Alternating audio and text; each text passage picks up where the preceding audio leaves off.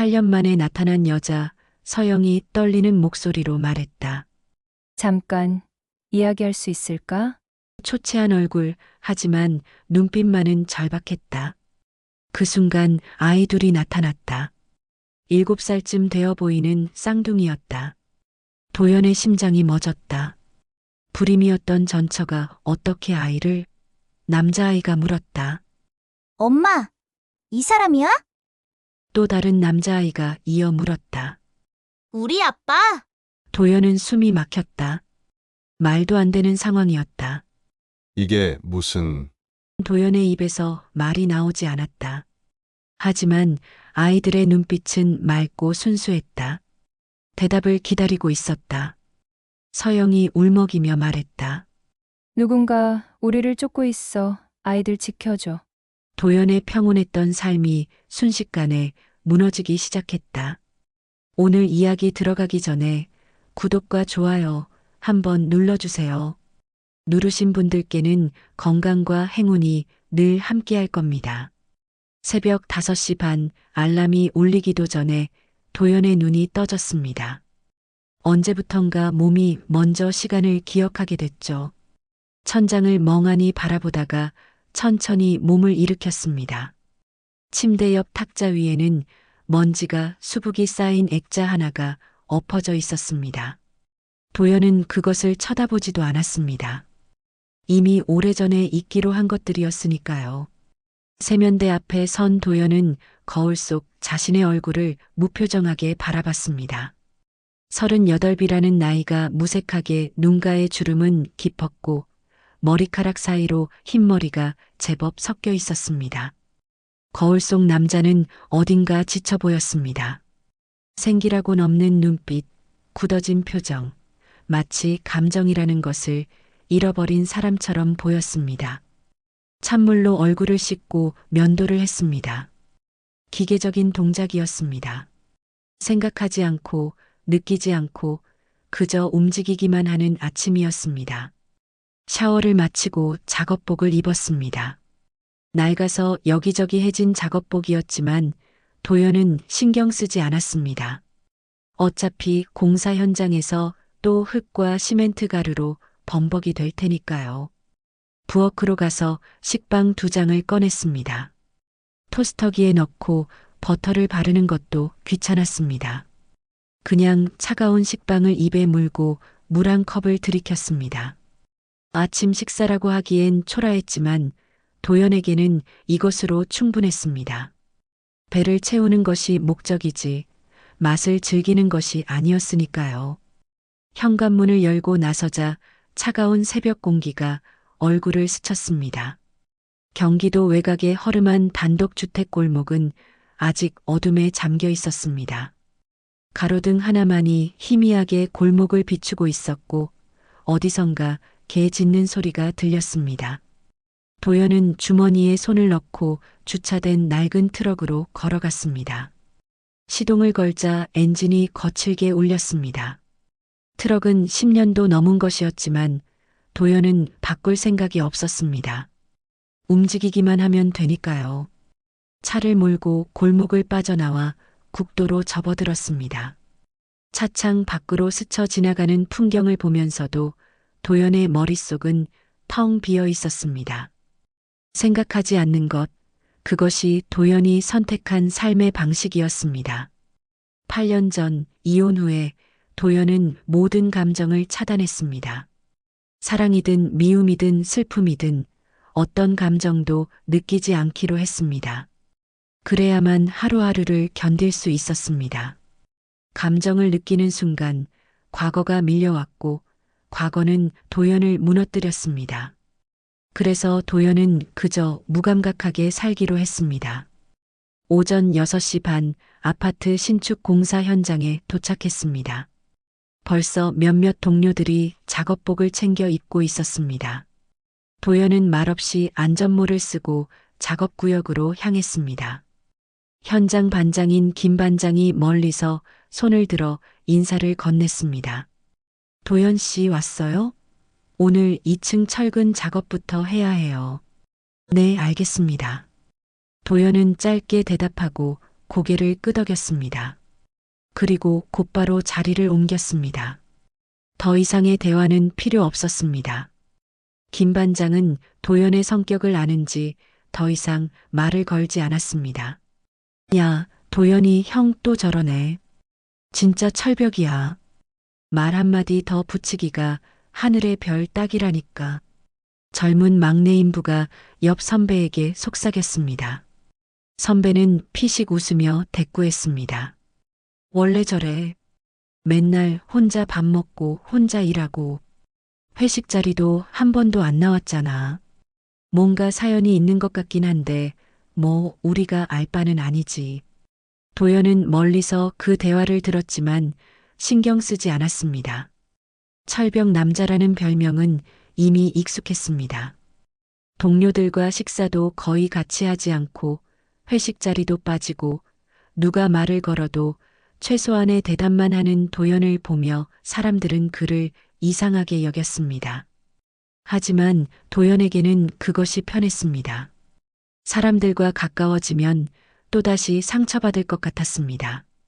8년 전 이혼 이후로 도연은 인간관계를 철저히 차단했습니다. 친구도 없었고 연락하는 사람도 없었습니다. 일과 집, 그 두 곳만을 오가는 단순한 삶이 도연에게는 가장 안전한 울타리였습니다. 오후 5시 작업이 끝나고 도연은 현장 사무실에서 작업일지를 작성했습니다. 손에 묻은 시멘트 가루를 털어내며 펜을 쥐고 있는데 주머니 속 휴대폰이 울렸습니다. 화면에 떠오른 이름을 보고 도연의 표정이 살짝 굳었습니다. 아버지 김태준이었습니다. 평소라면 한 달에 한 번 정도 통화하는 사이였습니다.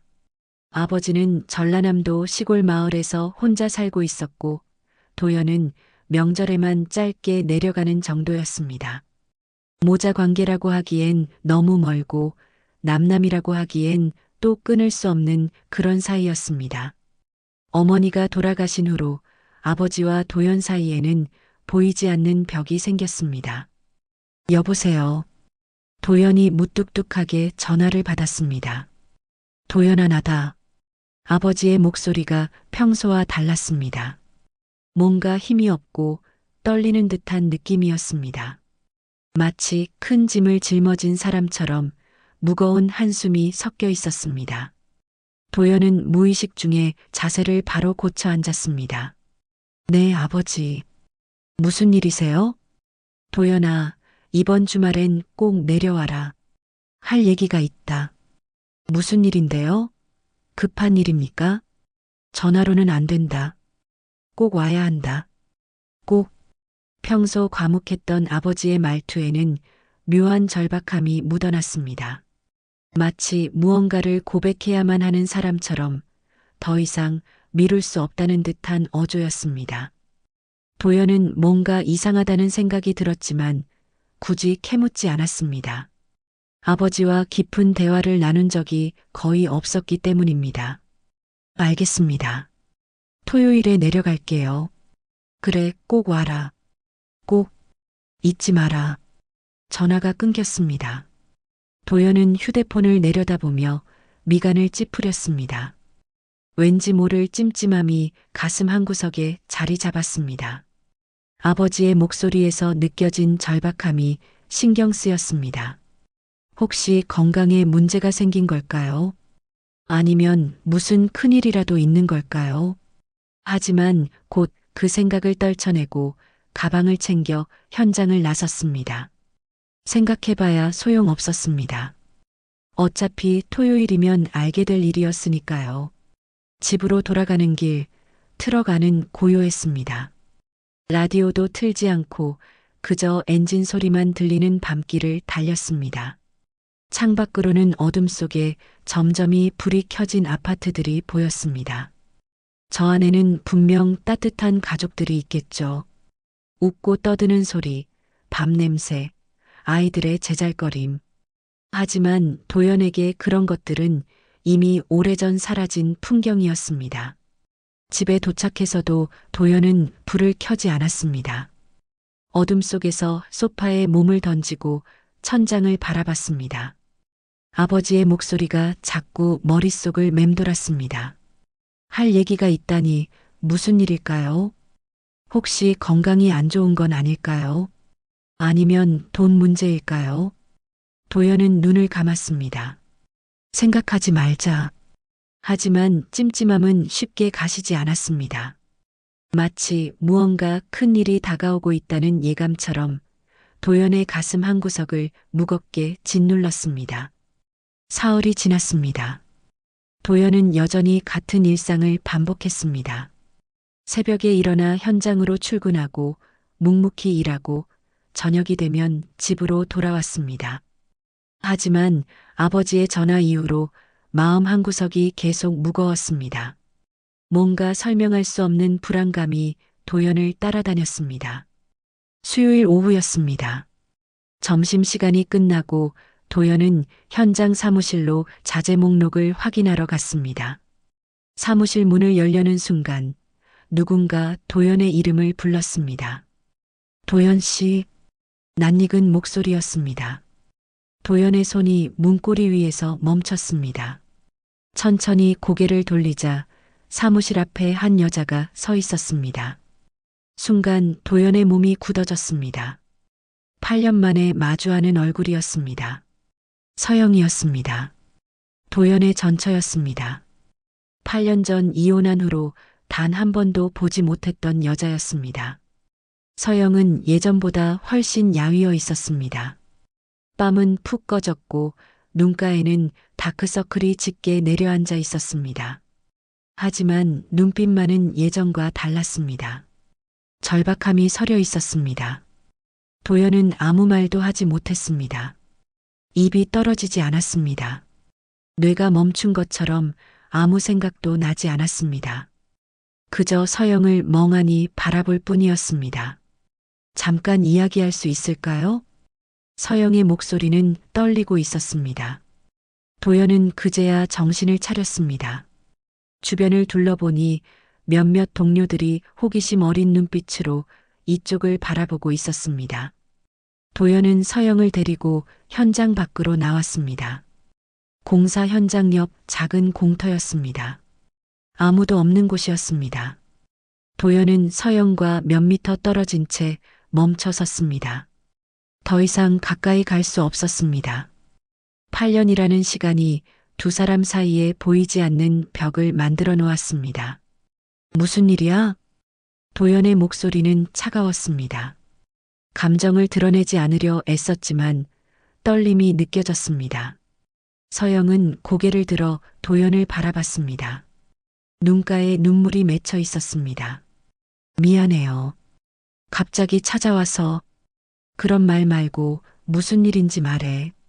도연은 서영과 눈을 마주치지 않으려 애썼습니다. 시선을 다른 곳으로 돌렸습니다. 서영은 잠시 망설이더니 천천히 입을 열었습니다. 도움이 필요해요. 다른 사람한테는 부탁할 수가 없어서. 나한테 무슨 도움을 바라는 거야? 우리 남남이잖아. 도연의 말이 칼날처럼 날카로웠습니다. 서영은 움찔했지만 물러서지 않았습니다. 오히려 한 걸음 더 다가왔습니다. 제발 아이들만이라도 지켜줘요. 아이들? 도연의 눈빛이 흔들렸습니다. 그 순간 도연의 시선이 서영 뒤쪽으로 향했습니다. 공터 입구에 두 명의 아이가 서 있었습니다. 7살쯤 되어 보이는 쌍둥이였습니다. 남자아이 2명이었습니다. 도연의 심장이 멎는 것 같았습니다. 숨이 막혔습니다. 아이들은 도연을 빤히 바라보고 있었습니다. 작고 맑은 눈동자였지만 어딘가 낯익은 느낌이 들었습니다. 도연은 발이 땅에 붙은 것처럼 움직일 수 없었습니다. 아이들이 천천히 서영 곁으로 다가왔습니다. 서영은 아이들의 어깨를 감싸 안았습니다. 한 명의 남자아이가 먼저 입을 열었습니다. 엄마, 이 사람이야? 다른 남자아이도 도연을 올려다보며 조심스럽게 물었습니다. 우리 아빠? 그 순간 도연의 머릿속이 하얘졌습니다. 아빠라는 단어가 귓가에서 맴돌았습니다. 도연은 서영을 쳐다봤습니다. 눈빛에는 믿을 수 없다는 감정이 가득했습니다. 무슨 소리야? 이게 무슨... 미안해요. 설명할게요. 일단 어디 조용한 곳으로 가요. 서영의 목소리는 간절했습니다. 도연은 숨을 크게 들이쉬었습니다. 정신을 차려야 했습니다. 하지만 머리가 제대로 돌아가지 않았습니다. 불임이었습니다. 서영은 결혼 당시 불임 판정을 받았습니다. 그것이 두 사람이 이혼하게 된 이유 중 하나였습니다. 그런 서영이 아이를 낳았다는 게 말이 됩니까? 도연은 아이들을 다시 쳐다봤습니다. 남자아이 한 명은 조금 겁먹은 표정으로 서영의 옷자락을 잡고 있었고, 다른 남자아이는 고개를 살짝 숙인 채 발끝만 바라보고 있었습니다. 보기엔 평범한 7살 아이들이었습니다. 하지만 도연의 가슴 속에서는 알 수 없는 감정이 소용돌이쳤습니다. 차 안에서 이야기해요. 여기선 위험해요. 서영의 말에 도연은 미간을 찌푸렸습니다. 위험하다니 무슨 소리야? 누군가 우리를 쫓고 있어요. 빨리요. 서영의 눈빛이 주변을 불안하게 훑었습니다. 진심으로 두려워하는 표정이었습니다. 도연은 더 이상 물을 수 없었습니다. 일단 상황을 파악해야 했습니다. 내 차로 와. 도연은 주차장에 세워둔 트럭으로 향했습니다. 서영은 아이들의 손을 잡고 뒤를 따랐습니다. 트럭에 오르면서 도연은 주변을 한번 둘러봤습니다. 이상한 사람은 보이지 않았습니다. 하지만 왠지 모를 불안감이 엄습했습니다. 차 안은 침묵으로 가득했습니다. 뒷좌석에 앉은 아이들은 조용히 창밖을 바라봤고, 조수석에 앉은 서영은 고개를 숙인 채 손을 꼭 쥐고 있었습니다. 도연은 시동을 걸며 입을 열었습니다. 어디로 가? 일단 사람 많은 곳으로 가요. 모텔이라도 하나 잡아야 할 것 같아요. 모텔? 오늘 밤 갈 곳이 없어요. 제발 오늘 하루만이라도 도와줘요. 서영의 목소리에는 절박함이 묻어났습니다. 도연은 한숨을 내쉬었습니다. 이해할 수 없는 상황이었지만 일단 서영과 아이들을 안전한 곳에 데려다 주는 것이 먼저였습니다. 도연은 차를 몰았습니다. 백미러로 뒷좌석의 아이들을 힐끗 쳐다봤습니다. 남자아이 둘은 서로 손을 꼭 잡고 있었습니다. 작고 여린 손이었습니다. 도연의 가슴 한구석이 묵직하게 가라앉았습니다. 아빠라는 말이 머릿속에서 떠나지 않았습니다. 도대체 무슨 일이 벌어지고 있는 걸까요?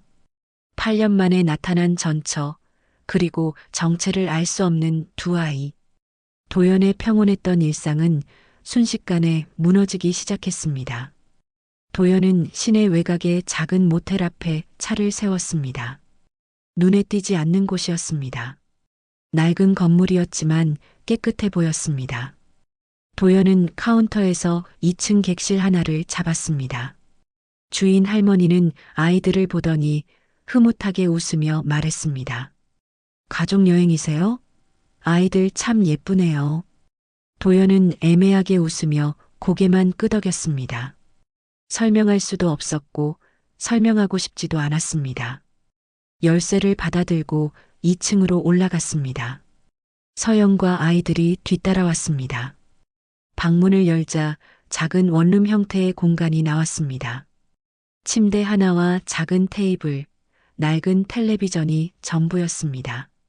서영은 아이들을 침대에 앉히고 가방에서 과자를 꺼내 건넸습니다. 아이들은 조용히 과자를 받아들었습니다. 도연은 창가에 서서 밖을 내려다봤습니다. 모텔 주차장은 한산했습니다. 수상한 차나 사람은 보이지 않았습니다. 하지만 서영이 말했던 것이 자꾸 신경 쓰였습니다. 누군가 쫓고 있다는 말이 머릿속에서 맴돌았습니다. 이제 설명해줘. 도대체 무슨 일이야? 도연이 돌아서며 서영을 바라봤습니다. 서영은 아이들을 힐끗 쳐다보더니 조용히 말했습니다. 아이들, 저기 화장실 가서 손 좀 씻고 올래? 남자아이 둘이 손을 잡고 화장실로 들어갔습니다. 문이 닫히자 서영은 깊은 한숨을 내쉬었습니다. 그리고 떨리는 목소리로 입을 열었습니다. 우리 이혼하고 1년쯤 지났을 때였어요. 정신적으로 많이 힘들었죠. 불임이라는 게 저한테는 큰 상처였으니까요. 도연은 아무 말 없이 서영을 바라봤습니다.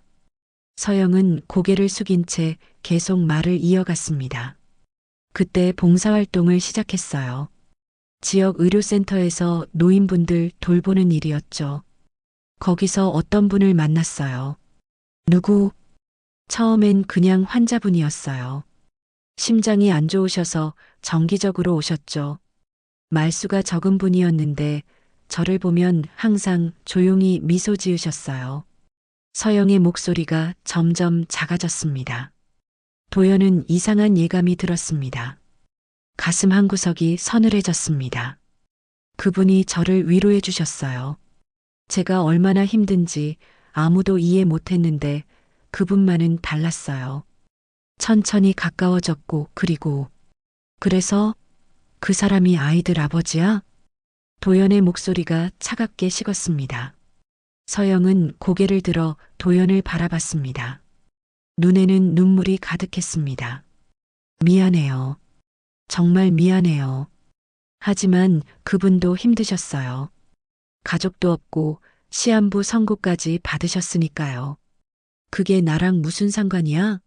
당신이 누구랑 만나든 내 알 바 아니지. 근데 왜 나한테 온 거야? 왜 아이들을 내 앞에 데려온 거냐고. 도연의 목소리가 높아졌습니다. 화장실에서 물소리가 멎었습니다. 아이들이 놀란 것 같았습니다. 도연은 숨을 고르며 목소리를 낮췄습니다. 누가 당신들을 쫓는다는 거야? 무슨 일인데? 서영은 잠시 망설이다가 가방에서 낡은 수첩 하나를 꺼냈습니다. 검은색 가죽 표지에 모서리가 다 다른 오래된 수첩이었습니다. 이걸 누군가 찾고 있어요. 아이들 아버지가 그분이 돌아가시기 전에 제게 맡겼어요. 절대 다른 사람한테 넘기지 말라고. 그게 뭔데? 잘 모르겠어요. 열어보지 못했어요. 하지만 이걸 노리는 사람들이 있어요. 석 달 전부터 집 앞에 차가 계속 서 있었고 전화도 왔어요. 협박 전화였어요. 도연은 수첩을 받아들었습니다. 묵직했습니다. 펼쳐보니 빽빽하게 숫자와 이름들이 적혀 있었습니다. 도연은 내용을 이해할 수 없었습니다. 하지만 왠지 모를 불길함이 느껴졌습니다. 이게 왜 위험한 거야? 모르겠어요. 하지만 아이들 아버지는 그분은 이게 절대 세상에 나오면 안 된다고 하셨어요. 동시에 없애서도 안 된다고. 서영의 말이 채 끝나기도 전에 화장실 문이 열렸습니다. 아이들이 나왔습니다. 남자아이 한 명이 조심스럽게 물었습니다. 엄마 괜찮아? 서영은 눈물을 닦으며 억지로 웃었습니다. 응, 괜찮아. 배고프지? 엄마가 저녁 시켜줄게. 도연은 수첩을 서영에게 돌려주며 말했습니다. 일단 오늘 밤은 여기서 쉬어. 내일 다시 이야기하자. 고마워요. 정말 고마워요. 도연은 대답 없이 문을 열고 나가려 했습니다. 그런데 남자아이 한 명이 도연의 옷자락을 살짝 잡았습니다. 도연이 돌아보자 남자아이는 작은 목소리로 말했습니다. 아저씨 나쁜 사람 아니죠? 그 말에 도연의 가슴이 뜨끔했습니다. 아이의 눈빛은 맑았지만 두려움이 서려 있었습니다. 도연은 무릎을 굽혀 아이와 눈높이를 맞췄습니다. 아니야. 나쁜 사람 아니야. 그럼 우리 지켜줄 거예요? 도연은 대답하지 못했습니다. 무엇라 말해야 할지 알 수 없었습니다. 그저 아이의 머리를 한번 쓰다듬고 일어섰습니다. 치킨 시켜줄게. 뭐 먹고 싶은 거 있어? 남자아이가 눈을 반짝이며 대답했습니다. 치킨이요. 저 치킨 좋아해요. 도연은 작게 미소 지었습니다. 오랜만에 짓는 미소였습니다. 전화로 치킨을 주문하고 도연은 모텔을 나섰습니다. 편의점에서 음료수와 간단한 간식을 샀습니다. 모텔로 돌아오는 길, 도연은 복잡한 생각에 잠겼습니다. 아이들의 얼굴이 자꾸 떠올랐습니다. 낯선 아이들이었지만 왠지 모를 연민이 느껴졌습니다. 두려움 속에서도 씩씩하게 버티는 모습이 안쓰러웠습니다. 모텔에 도착했을 때는 이미 밤 9시가 넘어 있었습니다. 치킨은 먼저 배달되어 있었습니다. 도연은 2층으로 올라가 객실 문을 두드렸습니다. 서영이 문을 열어줬습니다. 음료수 샀어. 아이들 줘. 고마워요. 같이 먹어요. 아니, 나는 집에 가봐야 해. 도연은 짧게 말하고 돌아서려 했습니다. 그런데 그 순간 도연의 시선이 객실 문고리에 멈췄습니다. 작은 쪽지 하나가 붙어 있었습니다. 하얀 종이에 검은 글씨로 적혀 있었습니다. 진실을 숨기면 피를 보게 될 거다. 도연의 온몸이 얼어붙었습니다. 서영도 쪽지를 보고 얼굴이 하얗게 질렸습니다. 도연은 재빨리 주변을 둘러봤습니다. 복도는 조용했습니다. 누군가 다녀간 흔적은 없었습니다. 도연은 쪽지를 떼어내 주머니에 넣었습니다. 그리고 서영을 방 안으로 밀어넣으며 말했습니다. 문 잠그고 절대 나오지 마. 내가 여기 있을 테니까. 서영은 떨리는 목소리로 물었습니다. 어떻게 알았을까요? 어떻게 여길? 모르겠어. 일단 조용히 있어. 도연은 문을 닫고 복도에 섰습니다. 누군가 이들을 지켜보고 있었습니다. 그것도 아주 가까이에서. 도연은 밤새 복도 의자에 앉아 경계를 늦추지 않았습니다. 모텔은 조용했습니다. 가끔 어디선가 기침 소리나 텔레비전 소리가 들렸지만 수상한 기척은 없었습니다. 하지만 도연은 한숨도 자지 못했습니다. 쪽지에 적힌 문구가 머릿속에서 떠나지 않았습니다. 진실을 숨기면 피를 보게 될 거라는 협박이 계속 맴돌았습니다. 새벽 5시쯤 객실 문이 조용히 열렸습니다. 서영이 얼굴을 내밀었습니다. 복도 의자에 앉아있는 도연을 보고 놀란 표정을 지었습니다. 여기서 밤을 새운 거예요? 괜찮아. 아무 일 없었어. 도연의 목소리는 피곤에 젖어 있었습니다. 서영은 미안한 표정으로 도연을 바라봤습니다. 들어와요. 커피라도 한 잔 마셔요. 도연은 몸을 일으켜 방 안으로 들어갔습니다.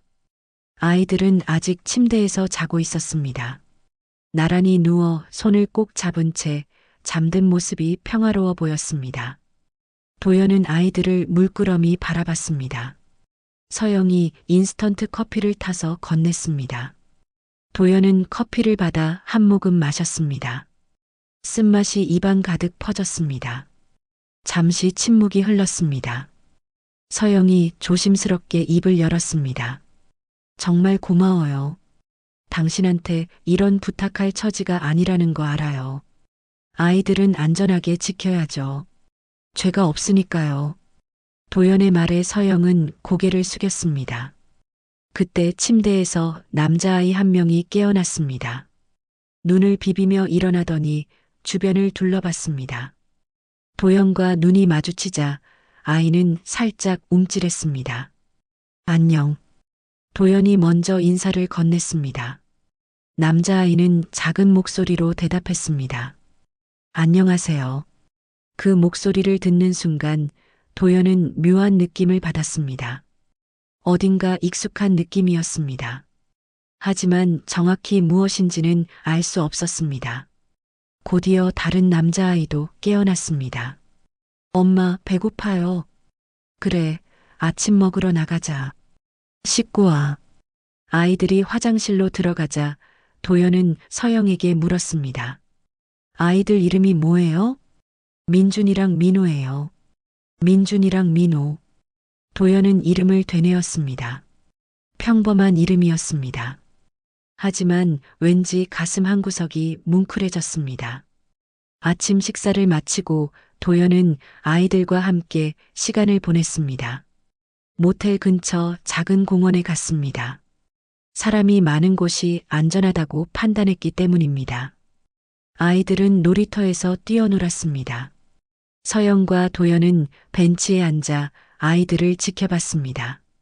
민준이가 그네를 타며 웃었습니다. 민호는 미끄럼틀을 타다가 넘어질 뻔했지만 씩씩하게 다시 올라갔습니다. 도연은 아이들의 모습을 지켜보며 이상한 감정을 느꼈습니다. 뭔가 낯익었습니다. 특히 민준이가 웃을 때 입꼬리가 올라가는 모습, 민호가 미간을 찌푸리는 표정이 어딘가 본 듯했습니다. 저 아이들. 도연이 말을 꺼냈습니다. 서영이 긴장한 표정으로 도연을 쳐다봤습니다. 눈매가 낯익어. 서영은 입술을 깨물었습니다. 대답하지 않았습니다. 도연은 서영을 똑바로 바라봤습니다. 누구 닮았어? 아이들 아버지? 그래요. 그 사람이 누구야? 어제 말했잖아요. 봉사센터에서 만난 환자분이라고. 심장병 환자였다고. 서영의 손이 떨렸습니다. 도연은 계속 물었습니다. 이름이라도 알려줘요.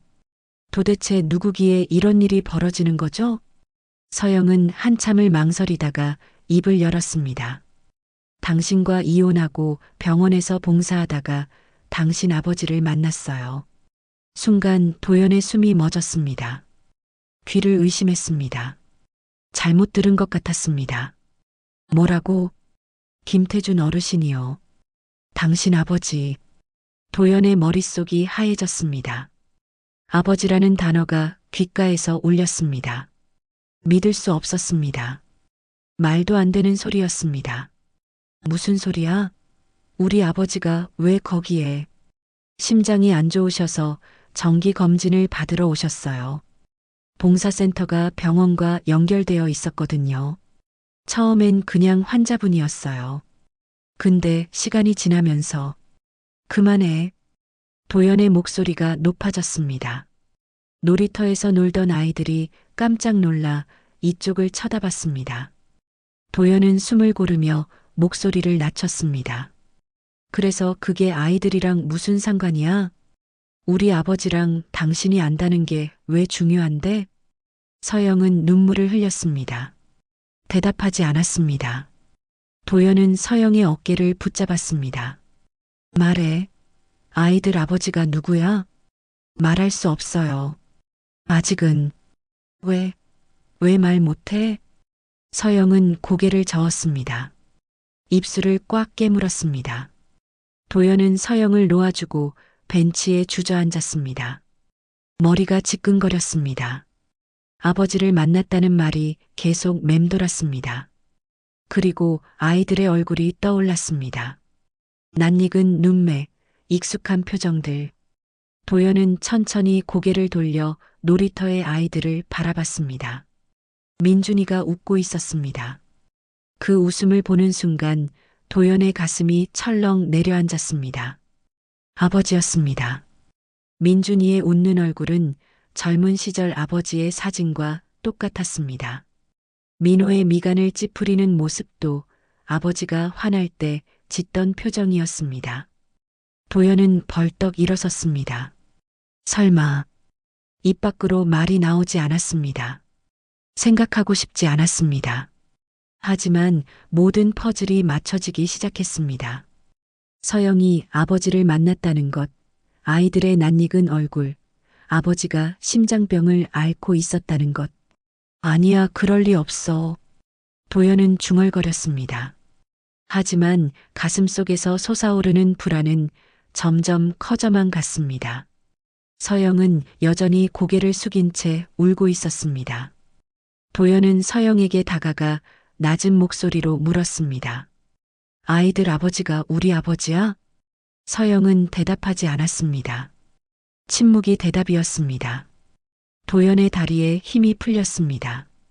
벤치에 다시 주저앉았습니다. 세상이 무너지는 것 같았습니다. 말도 안 되는 일이었습니다. 전처와 아버지가 그리고 아이들이. 도연은 하늘을 올려다봤습니다. 구름 한 점 없는 맑은 하늘이었습니다. 하지만 도연의 마음속은 폭풍우가 몰아치고 있었습니다. 믿고 싶지 않았습니다. 인정하고 싶지 않았습니다. 하지만 진실은 이미 도연의 눈앞에 있었습니다. 도연은 공원 벤치에서 한참을 앉아 있었습니다.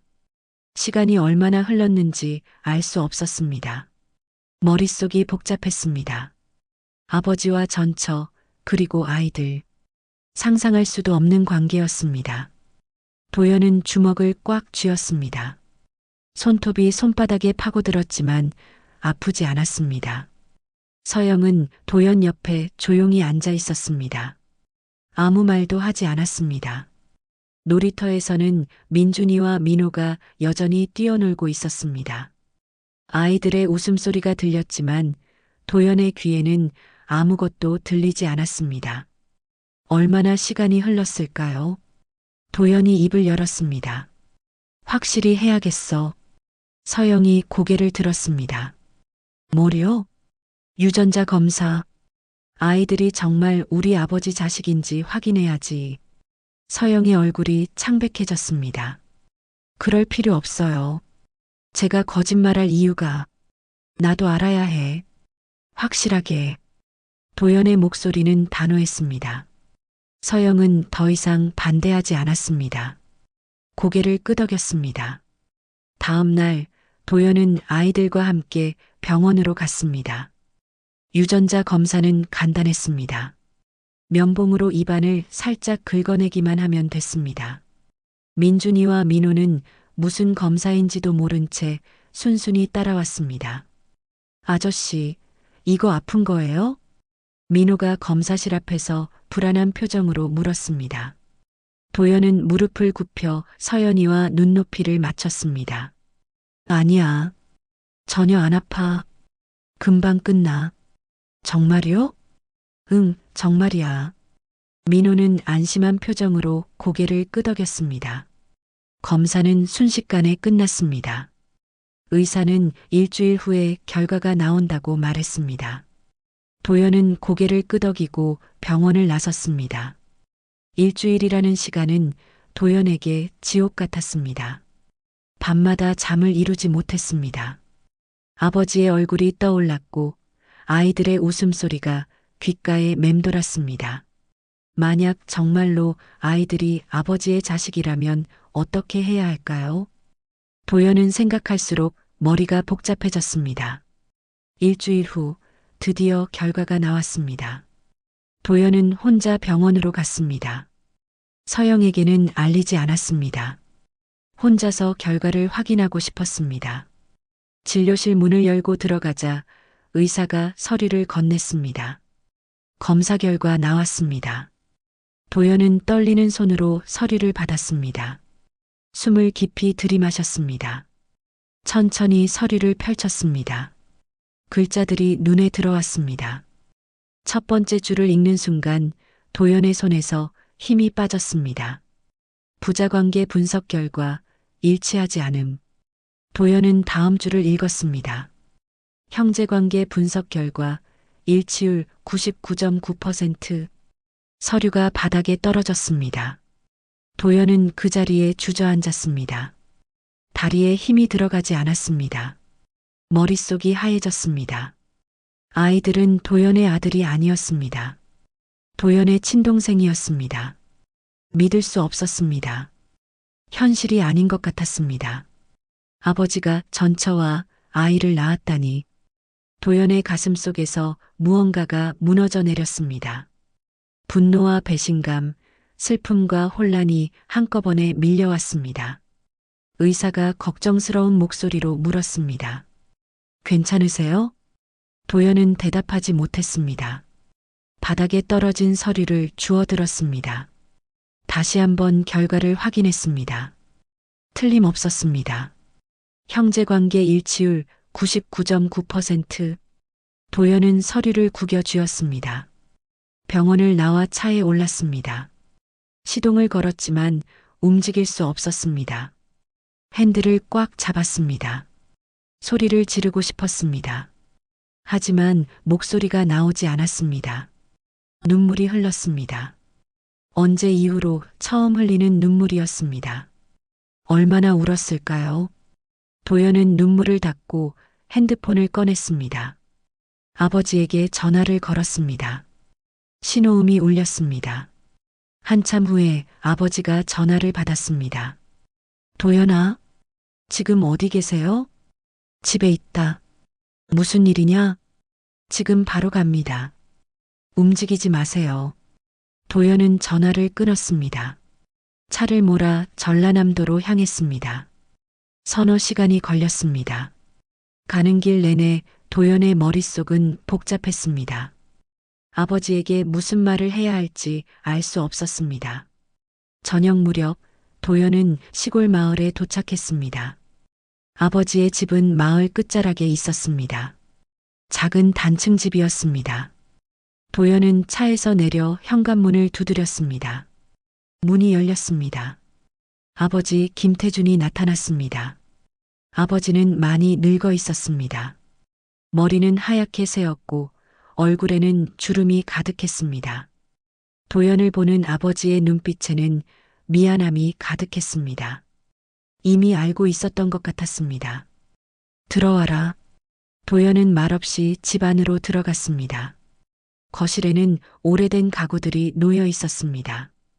도연은 소파에 앉지 않고 아버지를 똑바로 바라봤습니다. 아버지, 목소리가 떨렸습니다. 도연은 주머니에서 구겨진 검사 결과지를 꺼냈습니다. 아버지 앞에 던졌습니다. 이게 뭡니까? 아버지는 서류를 보지 않았습니다. 고개를 숙였습니다. 오랜 침묵이 흘렀습니다. 도연이 다시 말했습니다. 어떻게 이럴 수 있습니까? 미안하다. 미안하다고요? 그 말로 끝입니까? 도연의 목소리가 높아졌습니다. 참았던 감정이 터져나왔습니다. 제 아내였습니다. 제 아내랑 어떻게 그럴 수가 있습니까? 아버지는 고개를 들지 않았습니다. 주먹을 꽉 쥐고 있었습니다.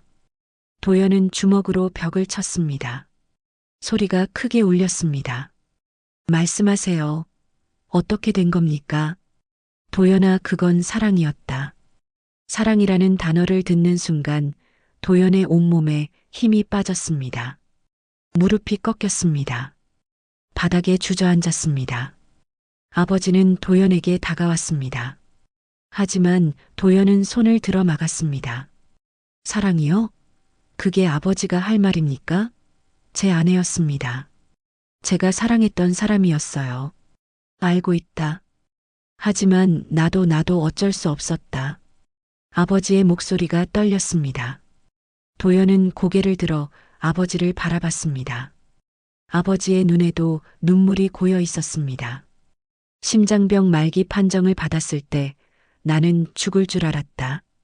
남은 시간이 얼마 없다고 했다. 그때 서영을 만났다. 처음엔 그냥 고마운 사람이었다. 날 돌봐주고 위로해줬다. 그런데 시간이 지나면서 마음이 갔다. 그래서요? 그래서 아이까지 만들었습니까? 도연의 목소리는 차갑게 식어 있었습니다. 아버지는 대답하지 못했습니다. 도연은 자리에서 일어났습니다. 다시는 연락하지 마세요. 이제 전 아버지의 아들이 아닙니다. 도연아, 아이들은 제가 지키겠습니다. 아버지는 신경 쓰지 마세요. 도연은 돌아서서 현관문으로 향했습니다. 아버지가 뒤에서 불렀습니다. 도연아, 잠깐만. 하지만 도연은 멈추지 않았습니다. 문을 열고 밖으로 나갔습니다. 차에 올라 시동을 걸었습니다. 백미러로 집을 바라봤습니다. 아버지가 현관 앞에 서 있었습니다. 작고 쓸쓸한 모습이었습니다. 도연은 고개를 돌렸습니다. 더 이상 뒤를 보지 않았습니다. 차를 몰아 마을을 빠져나왔습니다. 어둠 속으로 사라졌습니다. 도연은 밤새 차를 몰았습니다. 목적지도 없이 그저 달렸습니다. 분노와 슬픔이 뒤섞여 가슴을 짓눌렀습니다. 새벽녘이 되어서야 도연은 차를 세웠습니다. 고속도로 휴게소였습니다. 주차장에 차를 대고 고개를 뒤로 젖혔습니다. 눈을 감았지만 잠이 오지 않았습니다. 핸드폰이 울렸습니다. 서영이었습니다. 도연은 전화를 받지 않았습니다. 하지만 계속해서 전화가 걸려왔습니다. 결국 도연은 전화를 받았습니다. 어디 있어요? 밤새 연락이 안 돼서 걱정했어요. 서영의 목소리는 불안으로 가득했습니다. 도연은 무뚝뚝하게 대답했습니다. 고속도로 휴게소. 혹시 어르신 만나고 오는 길이에요? 도연은 대답하지 않았습니다. 침묵이 대답이었습니다. 서영은 한숨을 내쉬었습니다. 미안해요. 정말 미안해요. 미안하다는 말은 이제 그만해. 지겨워. 만나요. 제대로 이야기해야 할 것 같아요. 아이들은 친구 집에 맡겼어요. 우리끼리 얘기합시다. 도연은 잠시 망설이다가 고개를 끄덕였습니다. 어차피 피할 수 없는 대화였습니다. 어디서 볼까? 모텔 근처 카페로 와요. 제가 기다릴게요. 2시간 후 도연은 카페에 도착했습니다. 서영은 구석 자리에 앉아 있었습니다. 창가 자리였습니다. 햇살이 들어와 서영의 얼굴을 비쳤습니다. 서영은 많이 지쳐 보였습니다. 도연은 서영 맞은편에 앉았습니다. 커피 시킬까요? 됐어. 빨리 말해. 도연의 목소리는 차가웠습니다. 서영은 컵을 두 손으로 감싸 쥐고 천천히 입을 열었습니다. 우리가 이혼하고 나서 저는 정말 힘들었어요. 불임이라는 게 제게는 큰 상처였거든요. 여자로서의 정체성까지 잃은 것 같았죠. 도연은 말없이 듣고 있었습니다. 서영은 계속 이야기를 이어갔습니다. 그때 봉사활동을 시작했어요. 의료센터에서 노인분들을 돌보는 일이었죠. 그곳에서 어르신을 만났어요. 김태준 어르신이요. 우리 아버지. 네, 처음엔 그냥 환자분이었어요. 심장병 말기라고 하셨어요. 시한부 판정을 받으셨대요. 남은 시간이 길어야 1년이라고. 서영의 목소리가 떨렸습니다. 눈가에 눈물이 맺혔습니다. 어르신은 외로워 보이셨어요. 아들이 있지만 자주 보지 못한다고 하셨죠. 아내는 일찍 돌아가셨고 혼자 사신다고 했어요. 그 모습이 너무 안쓰러웠어요. 도연은 주먹을 꽉 쥐었습니다. 듣고 싶지 않았지만 들어야 했습니다. 시간이 지나면서 자주 대화하게 됐어요. 어르신은 제 이야기를 들어주셨어요. 제가 얼마나 힘든지, 얼마나 외로운지 아무도 이해하지 못했는데 어르신만은 달랐어요. 그래서 사랑에 빠진 거야? 도연의 목소리에는 냉소가 묻어났습니다. 서영은 고개를 숙였습니다. 처음엔 아니었어요. 정말 그냥 환자분과 봉사자 관계였어요. 근데 어느 날 어르신이 쓰러지셨어요. 병원에 실려가셨는데 수술이 필요하다고 했죠. 성공률이 낮다고 했어요. 서영은 눈물을 닦았습니다. 떨리는 손으로 커피를 한 모금 마셨습니다. 그날 밤 전 어르신 곁을 지켰어요. 수술 전날 밤이었죠. 어르신이 제 손을 잡으셨어요. 그리고 말씀하셨어요. 당신 인생에서 제가 유일한 위로였다고. 그래서 동정심으로 관계를 맺은 거구나. 아니에요. 서영의 목소리가 높아졌습니다. 주변 사람들이 쳐다봤습니다. 서영은 목소리를 낮췄습니다. 동정심이 아니었어요. 저도 어르신에게 위로받았어요. 처음으로 누군가에게 필요한 사람이 된 기분이었죠. 불임인 제가, 아무 가치 없다고 생각했던 제가 누군가에게는 소중한 존재였어요. 도연은 고개를 돌렸습니다. 들을수록 화가 났습니다. 하지만 동시에 이해가 되기도 했습니다. 서영도 외로웠을 것입니다. 아버지도 그랬겠죠. 하지만 그것이 정당화될 수는 없었습니다. 수술은 성공했어요. 어르신은 살아나셨죠. 그때부터였어요. 우리 사이가 가까워진 게 죄책감을 느꼈어요. 당신 생각도 났고요. 하지만 멈출 수가 없었어요. 그래서 아이를 가진 거야? 내 불임이라고 생각했는데 기적처럼 임신이 됐어요. 처음엔 믿을 수가 없었죠. 검사를 여러 번 했어요. 근데 정말이었어요. 서영의 얼굴에 잠시 미소가 떠올랐습니다. 하지만 곧 사라졌습니다. 어르신에게 말씀드렸어요. 어르신은 우셨어요. 기뻐하시면서도 미안해 하셨죠. 당신 아들을 배신했다고, 용서받을 수 없다고. 당연하지. 도연의 말이 칼날처럼 날카로웠습니다. 서영은 움찔했습니다. 어르신은 아이들을 책임지고 싶어 하셨어요. 하지만 전 도망쳤어요. 죄책감을 견딜 수가 없었거든요. 당신 앞에 설 면목이 없었어요. 그래서 3달 전까지 숨어 살았던 거야? 내 아이들을 키우면서 매일 죄책감에 시달렸어요. 하지만 동시에 행복하기도 했어요. 아이들은 제 전부였으니까요. 서영은 가방에서 낡은 수첩을 꺼냈습니다. 며칠 전 도연에게 보여줬던 그 수첩이었습니다. 어르신이 돌아가시기 1달 전에 주신 거예요. 절대 다른 사람한테 넘기지 말라고 하셨죠. 이게 세상에 나오면 큰일 난다고. 그 안에 뭐가 들어있는데? 정확히는 모르겠어요. 어르신은 말씀하지 않으셨어요. 다만 아이들을 지키기 위해서는 이걸 잘 보관해야 한다고만 하셨죠. 도연은 수첩을 받아들었습니다. 펼쳐봤습니다. 여전히 숫자와 이름들 뿐이었습니다. 이해할 수 없는 내용들이었습니다. 이걸 누가 노리고 있다고 했지? 4달 전부터 협박이 시작됐어요. 전화도 오고 집 앞에 수상한 차도 서 있었어요. 그래서 도망쳤죠. 당신밖에 생각나지 않았어요. 왜 나한테 온 거야? 난 이제 남이잖아. 아이들 때문이에요. 아이들은 당신 동생이에요.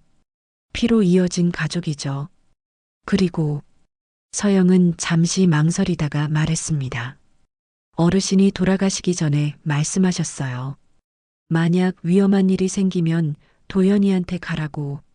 도연이는 착한 아이니까 아이들을 지켜줄 거라고.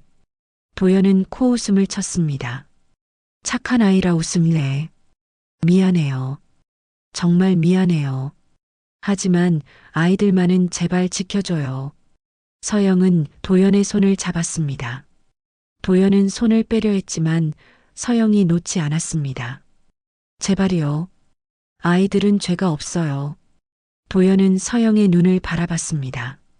간절함이 느껴졌습니다. 도연은 한숨을 내쉬었습니다.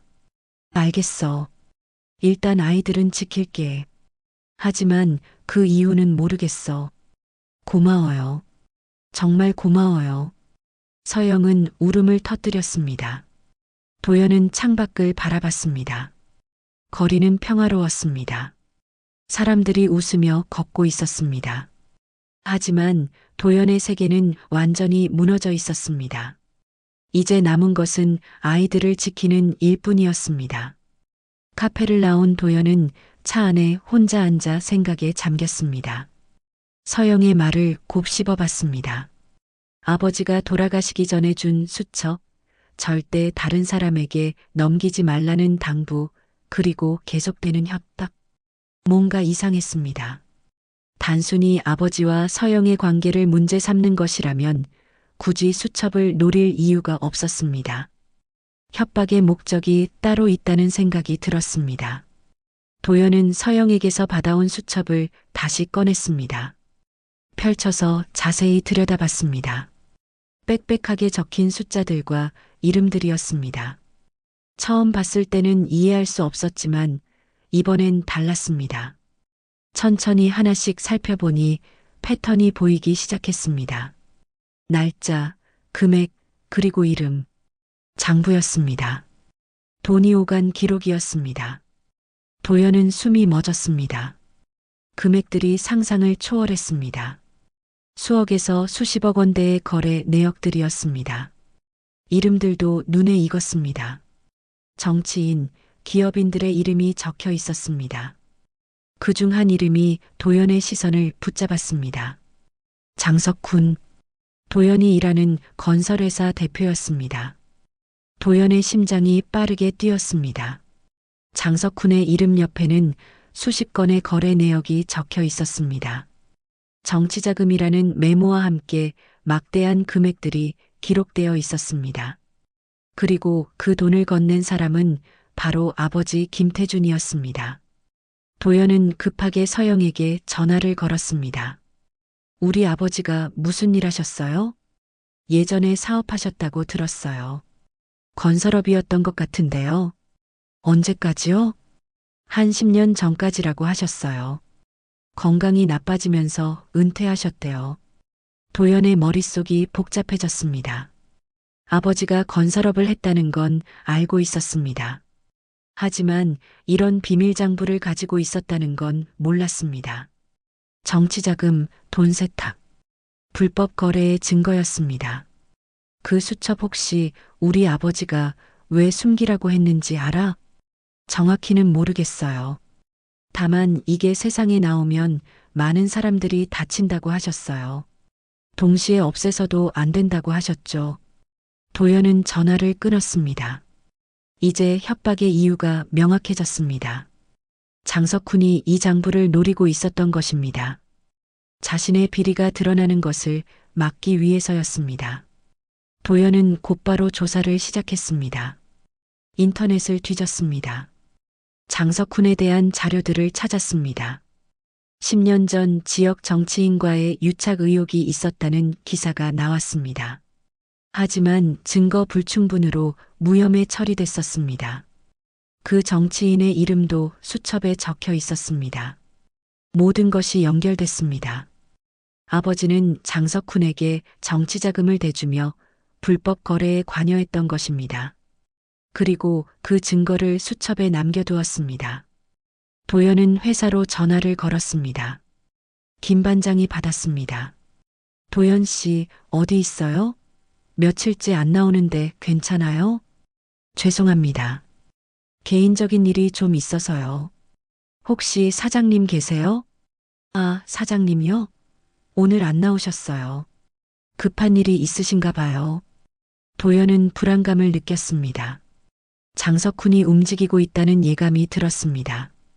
도연은 서영에게 다시 전화를 걸었습니다.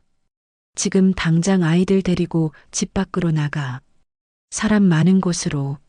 왜요? 무슨 일이에요? 설명할 시간 없어. 빨리. 도연은 전화를 끊고 차를 몰았습니다. 서영이 있는 모텔로 향했습니다. 하지만 반쯤 왔을 때 서영에게서 전화가 왔습니다. 다급한 목소리였습니다. 도연 씨, 차 한 대가 저희를 따라오고 있어요. 어디야? 지금 어디 있어?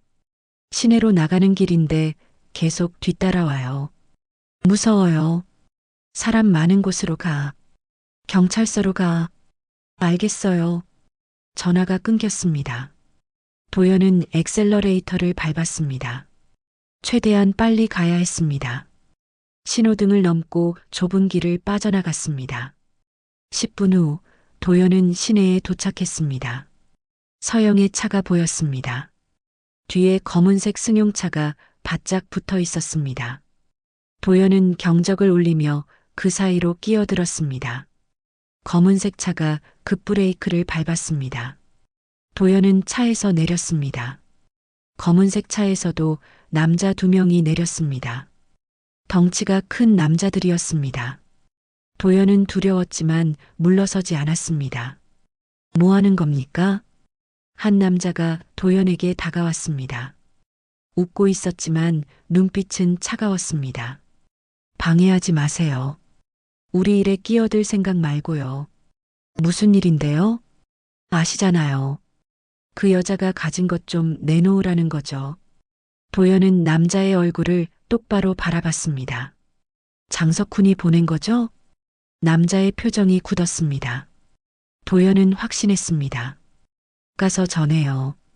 그 장부는 안전한 곳에 보관했다고. 만약 우리한테 손 떼면 바로 경찰에 넘긴다고요. 남자는 비웃었습니다. 협박하는 거예요? 당신이 경찰에 넘기는 순간 당신 아버지도 범죄자가 되는 거 알죠? 도연의 주먹이 떨렸습니다. 남자의 말이 맞았습니다. 장부를 공개하면 아버지의 과거도 드러납니다. 상관없어요. 이미 돌아가신 분이니까요. 하지만 그 죄는 가족에게 남죠. 당신도 공범으로 몰릴 수 있어요. 증거가 있나요?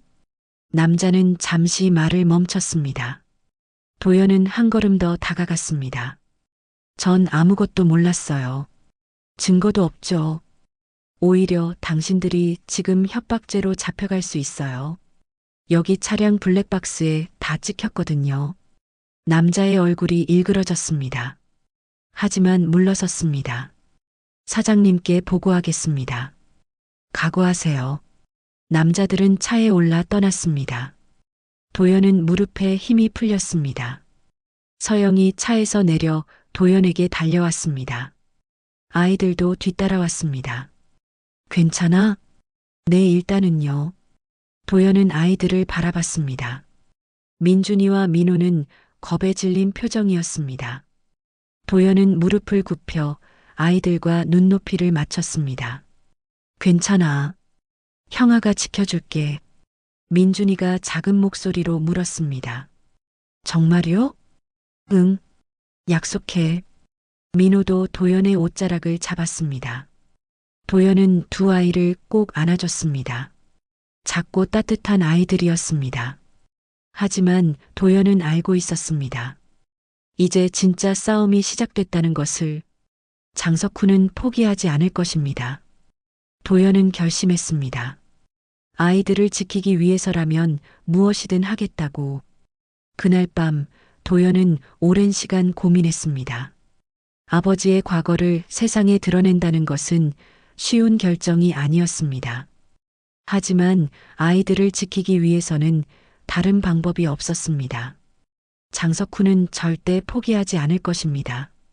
협박은 계속될 것이고 아이들은 평생 두려움 속에서 살아야 할 것입니다. 도연은 결심했습니다. 피로 이어진 관계가 전부는 아니라는 것을. 아버지든 동생이든 중요한 것은 지켜야 할 사람들이 눈앞에 있다는 사실이었습니다. 다음 날 아침 도연은 수첩을 복사했습니다. 원본은 안전한 곳에 보관하고 복사본을 언론사에 보냈습니다. 주요 일간지와 방송국 그리고 검찰청에도 함께 보냈습니다. 증거는 충분했습니다. 10년간의 불법 정치자금 거래 내역이 빽빽하게 기록되어 있었습니다. 사흘 후 뉴스가 터졌습니다. 건설업체 대표 장석훈의 비리가 전국적으로 보도됐습니다. 검찰은 즉각 수사에 착수했고 장석훈은 출국 금지 조치를 받았습니다. 도연은 텔레비전으로 뉴스를 지켜봤습니다. 장석훈이 검찰에 소환되는 모습이 화면에 나왔습니다. 도연은 안도의 한숨을 내쉬었습니다. 하지만 기쁨도 잠시였습니다. 그날 저녁 도연의 핸드폰이 울렸습니다. 아버지가 사는 마을 이장님이었습니다. 도연 씨, 어르신이 쓰러지셨어요. 지금 병원으로 실려가는 중입니다. 도연의 심장이 덜컥 내려앉았습니다. 급하게 차를 몰아 병원으로 향했습니다. 서너 시간이 걸렸습니다. 병원에 도착했을 때는 이미 밤이었습니다. 중환자실 앞에는 이장님이 기다리고 있었습니다. 심장이 많이 안 좋으시대요. 의사 선생님이 위독하다고 하셨어요. 도연은 중환자실 유리창 너머로 아버지를 바라봤습니다. 침대에 누운 아버지는 너무나 작아 보였습니다. 산소 마스크를 쓰고 있었고 온갖 기계들이 연결되어 있었습니다. 도연의 가슴이 먹먹해졌습니다. 1시간 후 의사가 나왔습니다. 보호자분이세요? 네, 아들입니다. 지금 의식은 있지만 상태가 좋지 않습니다. 들어가 보시겠어요? 도연은 고개를 끄덕였습니다. 중환자실 문을 열고 들어갔습니다. 소독약 냄새가 코를 찔렀습니다. 아버지의 침대 옆으로 다가갔습니다. 아버지는 눈을 감고 있었지만 도연의 발소리를 듣고 천천히 눈을 떴습니다. 도연아. 목소리는 너무나 약했습니다. 도연은 아버지의 손을 잡았습니다. 차갑고 거친 손이었습니다. 아버지, 제가 왔어요. 미안하다, 정말 미안하다. 아버지의 눈에서 눈물이 흘렀습니다. 도연도 눈물을 참을 수 없었습니다. 됐어요. 이제 그만해요. 아이들은 괜찮으냐? 네, 안전해요. 걱정 마세요. 아버지는 안도의 표정을 지었습니다. 잠시 숨을 고르더니 힘겹게 말을 이었습니다. 내가 나쁜 아버지였다. 너한테 용서받을 수 없는 짓을 했다. 아버지. 하지만 아이들은 지켜다오. 제발. 도연은 고개를 끄덕였습니다. 목이 메어 말이 나오지 않았습니다. 약속해요. 내가 지킬게요. 아버지는 희미하게 웃었습니다. 그리고 천천히 눈을 감았습니다. 도연은 아버지의 손을 꽉 쥐었습니다. 따뜻하게 해주고 싶었습니다. 아버지는 그렇게 조용히 잠들었습니다. 이틀 후 아버지는 세상을 떠났습니다. 장례는 조용히 치러졌습니다. 문상객도 많지 않았습니다. 서영이 아이들을 데리고 왔습니다. 민준이와 민호는 영정사진 앞에서 절을 했습니다. 무슨 의미인지는 모르겠지만 아이들은 진지한 표정이었습니다. 장례를 마치고 도연은 아버지의 집을 정리했습니다. 오래된 물건들을 하나씩 꺼내며 아버지의 삶을 돌아봤습니다. 잘못된 선택도 있었지만 나름대로 최선을 다해 살았던 사람이었습니다. 서랍 깊숙이 낡은 편지 하나가 있었습니다. 도연 앞으로 쓰인 편지였습니다. 도연은 조심스럽게 편지를 펼쳤습니다. 도연아, 아버지가 잘못했다. 용서해달라는 말은 하지 않겠다. 다만 아이들만은 부탁한다. 민준이와 민호는 너의 동생이다. 피로 이어진 가족이다. 부디 잘 돌봐주기를 바란다. 사랑한다. 도연은 편지를 가슴에 품었습니다. 눈물이 흘렀습니다. 석 달이 지났습니다. 장석훈은 구속됐고 재판이 진행 중이었습니다. 도연은 회사를 그만뒀습니다. 더 이상 그곳에서 일할 수 없었습니다. 대신 작은 시골집을 얻었습니다. 아버지가 살던 마을 근처였습니다. 집은 작았지만 마당이 있었습니다. 아이들이 뛰어놀 수 있는 공간이었습니다. 도연은 서영과 아이들을 그 집으로 데려왔습니다. 여기서 같이 살래? 서영이 놀란 표정으로 물었습니다. 아이들한테 안정된 환경이 필요해요. 그리고 전 가족이 필요합니다. 서영은 눈물을 흘렸습니다. 도연은 아이들을 불렀습니다. 민준이와 민호가 달려왔습니다. 여기가 우리 집이야. 이제부터 여기서 살 거야. 정말요? 아저씨랑 같이요? 민준이가 눈을 반짝이며 물었습니다. 도연은 웃으며 고개를 끄덕였습니다. 응, 같이. 그리고 이제 아저씨라고 부르지 마. 형이라고 불러. 형? 민호가 고개를 갸우뚱했습니다. 도연은 두 아이를 꼭 안아줬습니다. 그래, 형아야. 너희 형아. 민준이가 씩 웃으며 말했습니다. 좋아요. 형아. 민호도 따라 말했습니다. 형아. 도연의 가슴이 따뜻해졌습니다. 오랜만에 느끼는 감정이었습니다. 행복이었습니다. 저녁이 됐습니다. 도연은 아이들과 함께 마당에 앉았습니다. 하늘에는 별이 가득했습니다. 도시에서는 볼 수 없었던 별들이었습니다. 민준이와 민호는 신기한 듯 하늘을 올려다봤습니다. 형아, 별 예뻐요. 그래, 정말 예쁘지? 도연은 아이들을 바라봤습니다. 작고 소중한 아이들이었습니다. 형제든 자식이든 상관없었습니다.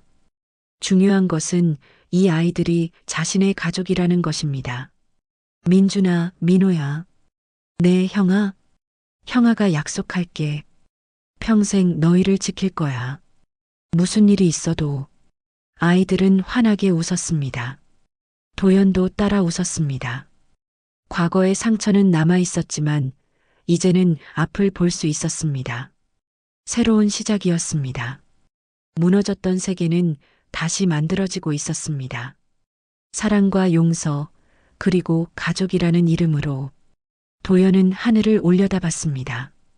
어딘가에서 아버지가 지켜보고 있을 것 같았습니다. 도연은 조용히 말했습니다. 아버지, 이제 괜찮아요. 전 행복합니다. 밤하늘의 별이 반짝였습니다. 마치 대답하는 것처럼.